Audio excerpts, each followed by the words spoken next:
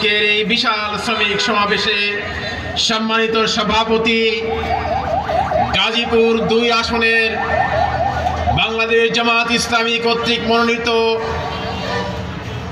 সংসদ পদের জন্য পদপ্রার্থী বাংলাদেশ শ্রমিক কল্যাণ ফেডারেশন গাজীপুর মহানগরীর সভাপতি, কেন্দ্রীয় শুরার সদস্য জনাব মোহাম্মদ হোসেন আলী, আজকের এই শ্রমিক সমাবেশের প্রধান অতিথি শ্রমিক কল্যাণ ফেডারেশনের কেন্দ্রীয় সহসভাপতি অধ্যাপক হারুন রশিদ, আজকের এই অনুষ্ঠানের সম্মানিত বিশেষ অতিথি বিশিষ্ট শ্রমিক নেতা জনাব মনসুর রহমান, সম্মানিত শ্রমিক নেতৃবৃন্দ, সাংবাদিক বন্ধুগণ, আইন শৃঙ্খলা রক্ষাকারীর সম্মানিত সদস্যবৃন্দ, সম্মানিত ভাইরা, আসসালামু আলাইকুম ওয়া রাহমাতুল্লাহি ওয়া বারাকাতুহু। প্রিয় ভাইরা, 54 বছর হলো এদেশ স্বাধীন হয়েছে। এদেশের স্বাধীনতায় মুক্তিযুদ্ধ সহ সকল আন্দোলনে শ্রমিকদের অবদান ছিল। টঙ্গী ছিল গাজীপুরের শিল্প নগরী। আইয়ুব খানের পতনের জন্য যে আন্দোলন হয়েছিল, সে আন্দোলন এই টঙ্গীর শ্রমিক নেতারা করেছিল, ঠিক কিনা? কিন্তু স্বাধীনের পর সকল মানুষের অধিকার প্রতিষ্ঠিত হয়েছে, কিন্তু শ্রমিকদের অধিকার প্রতিষ্ঠিত হয়নি। শ্রমিকদের মজুরি যেখানে ছিল সেখানেই আছে। শ্রমিকরা তাদের স্ত্রী পুত্র কন্যা সন্তানদেরকে নিয়ে সুন্দর জীবন যাপন করতে পারেন না, পারেন কি? শ্রমিকদের জন্য, তাদের পরিবারের জন্য কোনো চিকিৎসার ব্যবস্থা নাই। শ্রমিকদের সন্তানের জন্য যেমনি করে কোনো স্বাস্থ্য সেবা নেই, ঠিক তেমনি করে শিক্ষা ব্যবস্থার জন্য কোনো পরিকল্পনা নাই। দেশের শিল্পের উন্নয়ন ঘটে, একজন মালিক একাধিক কারখানা গড়ে তুলতে পারেন, ব্যাংক থেকে ঋণ নেন, এই ঋণ পরিশোধ না করলেও চলে, ঠিক কিনা? কিন্তু মাসের পর মাস শ্রমিকদের বেতন দেওয়া হয় না। শ্রমিকরা বিপক্ষ থাকে, রাস্তায় আন্দোলন করে, পুলিশ গুলি চালায়, জেলখানায় নিয়ে যায়। অপরাধ শ্রমিকদের, মালিকের কোনো অপরাধ নাই। আমরা মালিকদেরকে শত্রু মনে করি না, কিন্তু মালিকরা যদি শ্রমিকদের বন্ধু হতেন, প্রশাসন যদি শ্রমিকদের বন্ধু হতেন, শ্রমিকদের অধিকারের জন্য চিন্তা করতেন, তাহলে বাংলাদেশে কোনো শ্রমিক অসন্তোষ তৈরি হতো না, শ্রমিক আন্দোলন হতো না। সুতরাং শ্রমিক আন্দোলন, শ্রমিক অসন্তোষ তৈরি হয় সরকারের ব্যর্থতার কারণে। সরকারকে দায়ী এড়াতে পারবে না। প্রিয় ভাইরা, দেশের উন্নতির অগ্রগতির জন্য শ্রমিকরা 2 হাত দিয়ে তারা কাজ করেন, তারা দেশের উন্নয়ন চান। দেশ বাংলাদেশ সারা দুনিয়ার বুকে একটা নতুন সভ্য দেশ হিসেবে পরিচালিত হোক, পরিগণিত হোক, এটা শ্রমিকরা চায়, চায় কিনা? কিন্তু বড় ব্যর্থতা হলো, এদেশ যারা পরিচালনা করেন তারা বিনা ভোটে দেশ পরিচালনা করতে চান, এটাই হলো বড় অপরাধ।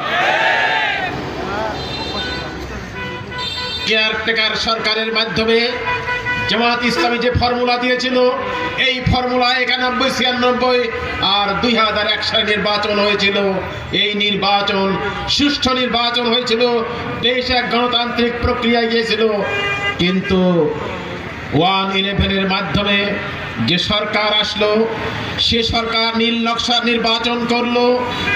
14, 24, 18 আর 24 সালে নির্বাচন হয়েছে। আপনারা কি ভোট দিতে পেরেছেন? সুতরাং বিনা ভোটের সরকার 15 বছর দেশ শাসন করেছে, দেশকে দুর্নীতিতে ভরে দিয়েছে, দেশের টাকা বিদেশে দিয়ে বেগম পাড়া বানিয়েছে, তাই না? সুতরাং এই ফ্যাসিবাদ বিদায় নিয়েছে, নতুন করে কোন ফ্যাসিবাদ জন্ম নিক, এইটা এদেশের জনগণ চায় না। চায় কি? যদি না চায় তাহলে আমাদেরকে চিন্তা করতে হবে যে 20% ভোট পেয়ে 100% মানুষের উপরে খবরদারি করে এটা কেউ দল করতে পারবে না। প্রিয় ভাইরা, তাই আমরা দেশে জনগণের কাছে প্রস্তাব দিয়েছি সংস্কারের। এই সংস্কার হলো এক ব্যক্তি পার্টি প্রধান থাকবে, সেই ব্যক্তি পার্লামেন্ট প্রধান হবে, সেই ব্যক্তি প্রধানমন্ত্রী হবে, এক ব্যক্তির হাতে সকল ক্ষমতা থাকবে, সেখানেই স্বৈরাচারের জন্ম হয়। আমরা এখান থেকে সংস্কারের মাধ্যমে পার্টি প্রধান হবেন, আলহামদুলিল্লাহ পার্টি প্রধান হবেন, কোনো প্রবলেম নাই, কিন্তু আপনি যে প্রধানমন্ত্রী হতে পারবেন না, ঠিক কিনা? আপনি প্রধানমন্ত্রী হবেন নির্বাচনের মাধ্যমে, আপনাকে ধন্যবাদ, কিন্তু আপনি পার্টি প্রধানের পদ ছেড়ে দেন। এটা দেশের কল্যাণের জন্য আমরা দিয়েছি। প্রিয় ভাইরা, দেশ গড়বার জন্য যেমন দরকার শিক্ষকদের, তেমনি দরকার শ্রমিকদের, তেমনি দরকার প্রশাসনের, তেমনি দরকার হলো রাজনীতিবিদদের।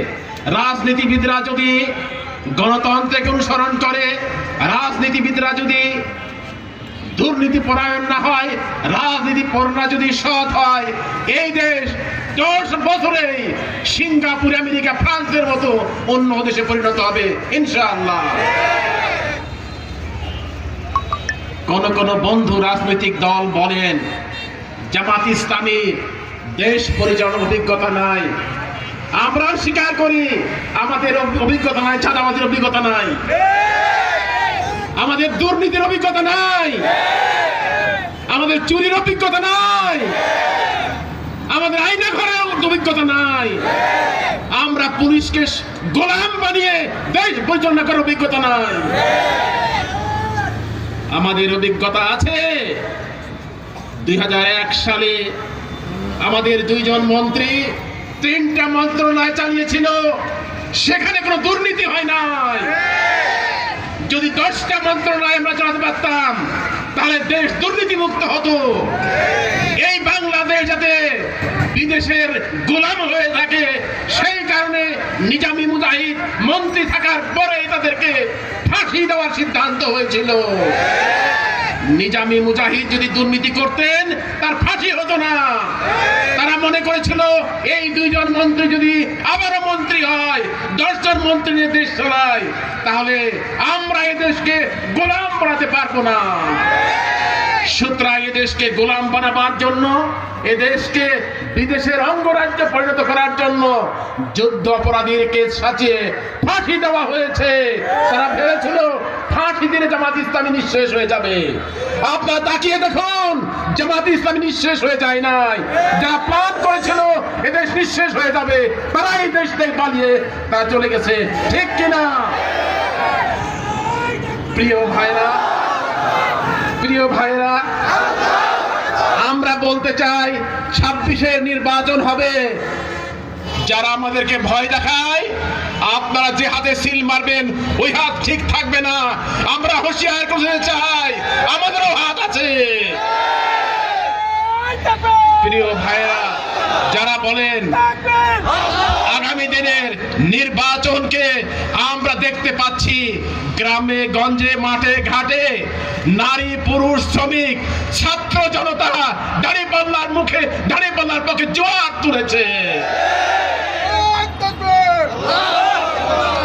প্রিয় ভাইরা, আমরা যারা বয়স সিনিয়র সিটিজেন, যারা আমরা ইতিহাস পড়েছি, তা আমরা দেখেছি 1969 সালের ডাকসুতে যারা পাশ করেছিল, এই ডাকসুর নির্বাচনের পরে সেদিন আওয়ামী লীগ ক্ষমতায় গিয়েছিল, ঠিক কিনা?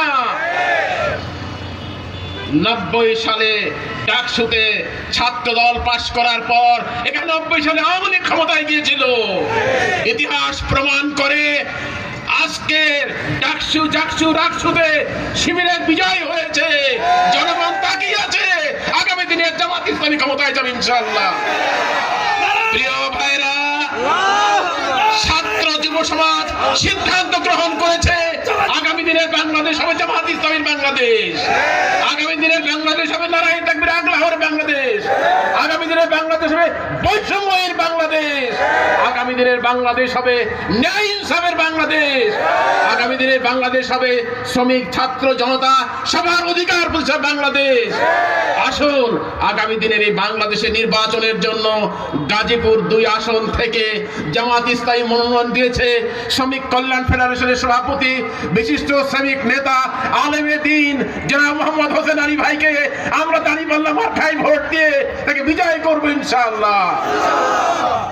এই 2 নম্বর আসনে আমরা দাঁড়িপাল্লা মার্কায় ভোট দিয়ে হোসেন আলী ভাইয়ের বিজয়ের মাধ্যমে আগামী দিনের পার্লামেন্টে আমরা হোসেন আলী ভাইকে পাঠিয়ে দেশ পরিচালনার জন্য আমরা পাঠাবো, শ্রমিকদের অধিকার আদায়ের জন্য, শ্রমিকদের বিজয়ের জন্য। আসুন আমরা এই শ্রমিকদের অধিকার প্রতিষ্ঠার জন্য হোসেন আলী ভাইকে ভোট দেই দাঁড়িপাল্লা মার্কায়। আল্লাহ কবুল করুন। আসসালামু আলাইকুম রহমতুল্লাহি ওয়া বারাকাতুহু।